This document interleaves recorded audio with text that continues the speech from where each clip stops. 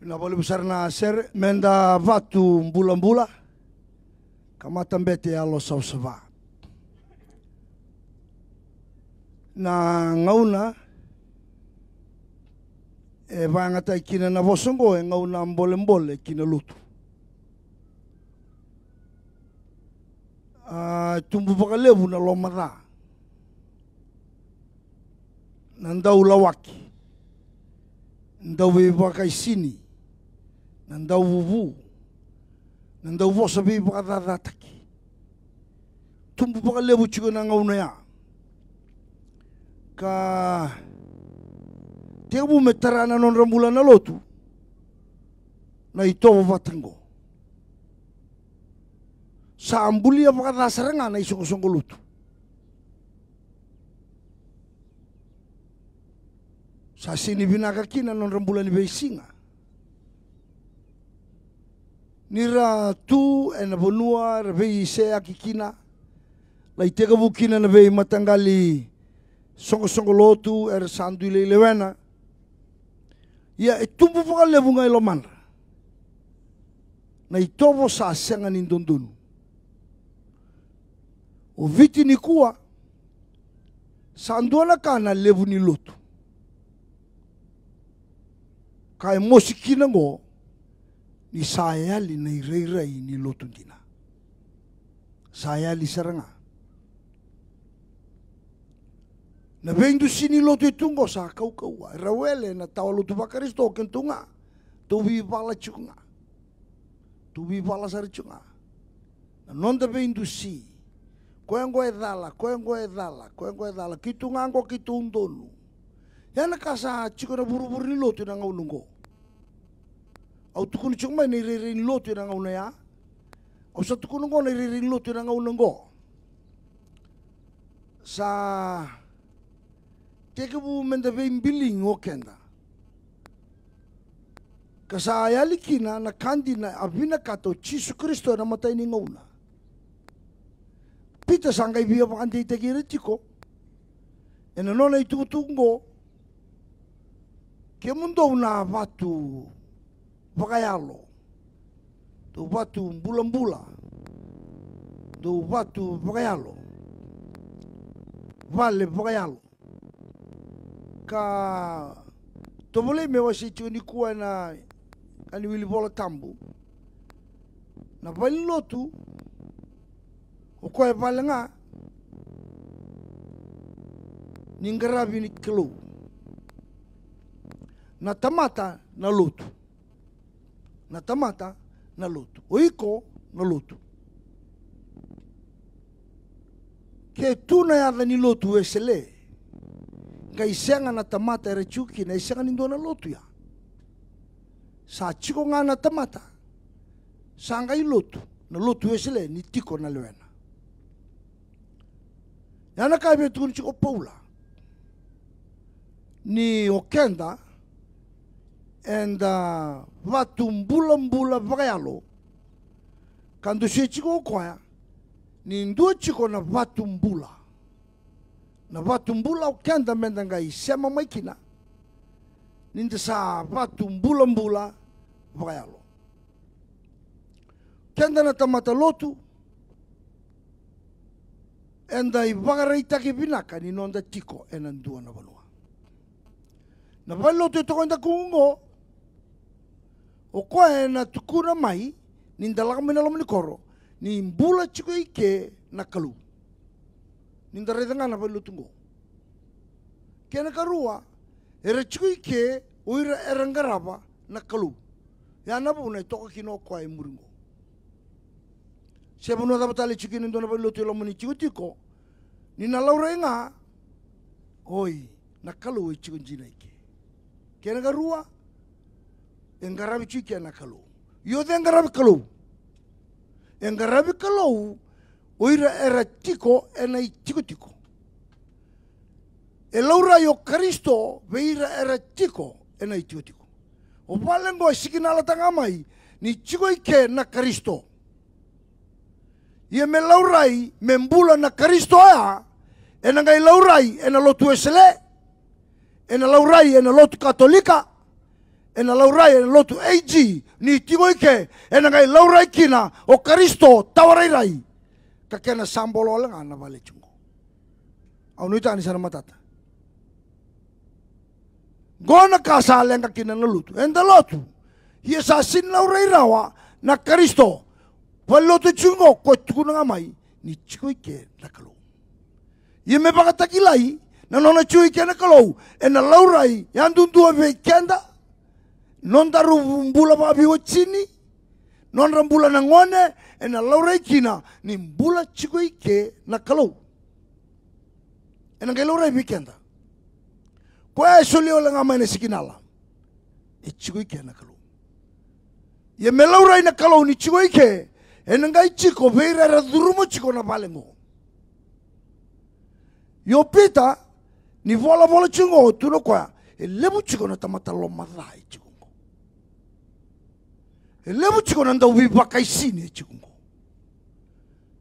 wosa bi badada taki nanda ulawaki era chiko boli kasasini laurai babi nakanikina na Karisto endondolu me laurai au nuita kana madaongo endana lesu ke detale ena nonde bi songolotu mendarawa kwana rai dundun me laurai bi kenda dundua me laurai bikenda na vatumbula me laurai bikenda kenda ndangai lawani turchoni volta mani kwa ndoula mai kina vatumbula o kemundo na vatu fakayalo ndoula mai o sureti kenda chiko na madongo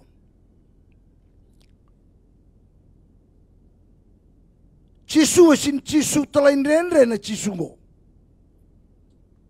chisungo embolea na nre kedenga chisungo embolea na ka kedenga isinro de matsanga mokwa merota na lotu ni kuasa lotu ndanda tubu vayulumbale lotu mbe talain renre sa tuela mun lotu ni kuwa e sini rawa na mbulata mundu ninda chigo ike kene naki mendarota na mbulata mundu ene segani rawa balata dava na vatu vayalo kando ndonu me wiliki kina reidi kina rongodi kina jisu sa asenga ni vakata kilarao asenga e baba koso dona mada binango menta sa vakata kila talamanda ni mbulan jine chui kena kalau nonda vosa nonda bi maliwai nonda bi ngarabi na nonda bi wakani me binaka kanira rawana lebu ni loto na vei koro kena vei tache tuki na sa kakau kusra sa sibi sara ken duoiko o loto chiko ena dua virtu na mata lotungo ungai kauta pa abala ta chiko na mani korongo na kangu reidi ko telemanta sa simbulo Kristo na lombula sambera kena mada ni ko ba boye kina lombula le sumai sini chisu ndo vi bala chingo sini chisu koto mai na dada viokane chisu ngo sanga na vatumbula bia tukuni chisu chunga kenda mendangai lako mai bua menda yado menda vatu vaga yalo mbula e sanga ni ndona chisu e mbula ena burungo e chisu e kauta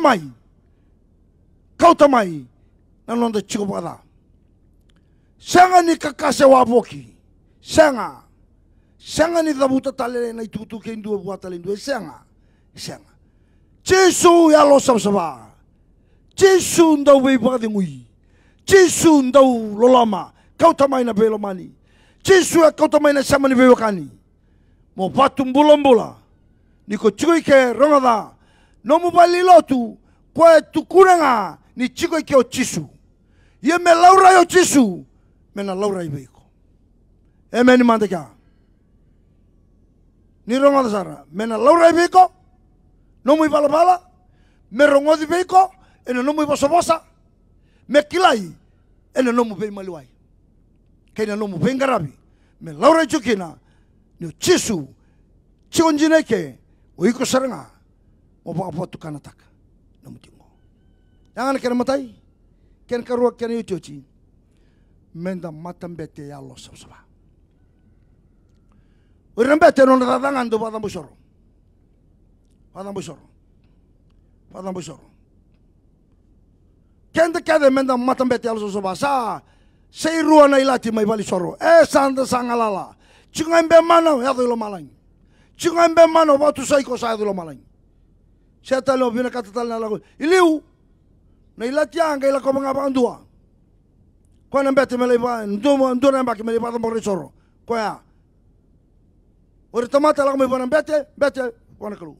Ko ngosa senga. Saka seirua na ilati. Bunua da mga chukina. Chungai ke. O ya do wana kalu ni usapatu saiko. Kenda en sa matambete.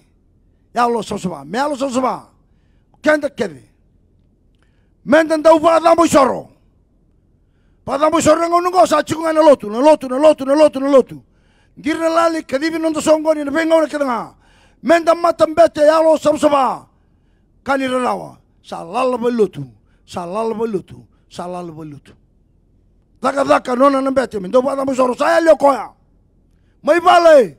Ngono me daga kina na pada soro. Salala beton bete saya lima ka. Saya lima vale.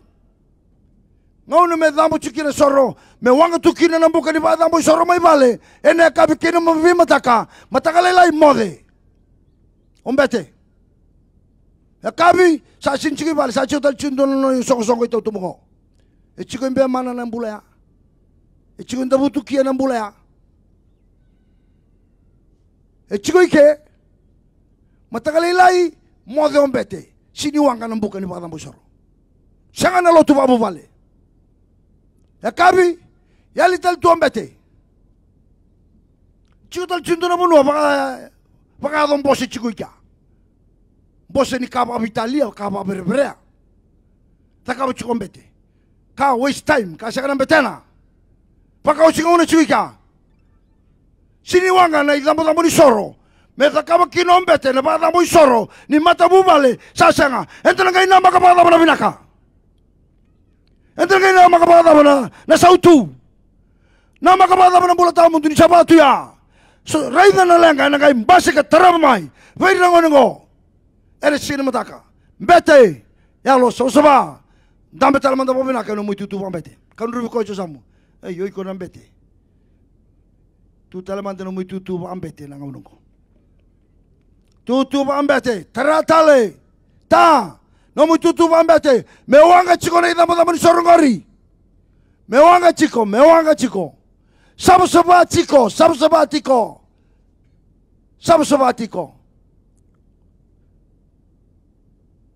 ono itaka na matakani ko sana matata ro na kango dua kwa to kenta kungungo kwa tukunanga ndalama ndaka chiki na kalo en garabi chiki yo koya mengai matana takani chiki kena kalo en garabi chiko e ko na tamata e vila kwa kibolo ni korongo ena kauto bolio ko na vina kalo ni koro ena ngai kilai telanga nona lo ni vale ni rongo mai kina sere rongo mai kina masu rongo mai kina bata soro rongo mai kina wanga ni buka wanga e bakla ina kata ninda druma ndona koro sa sina itu kina na mbete alo sosoba era batu mbula bayalo en ninda druma ndona koro ndona bakla ya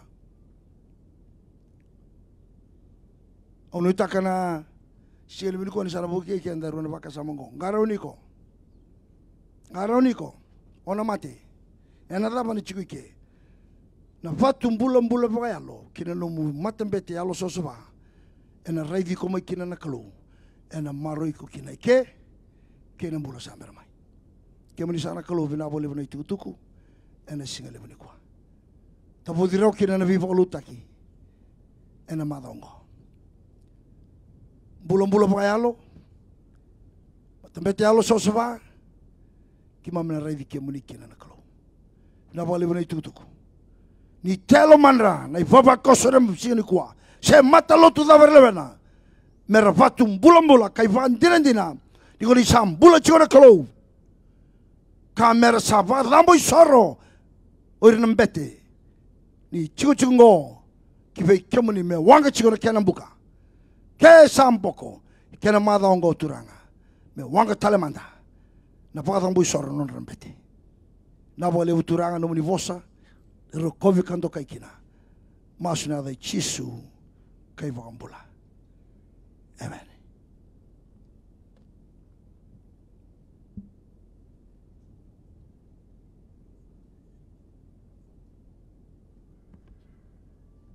Nakasanto ang mantanong tapos sa usaw, na buko ni Bosa Nicolo, ronga na fikanta ni Sigiliw na ni Kuwa, dolaw vikina, na madawa ni Viva Lutaki, na lomit ang batata kung taputskia.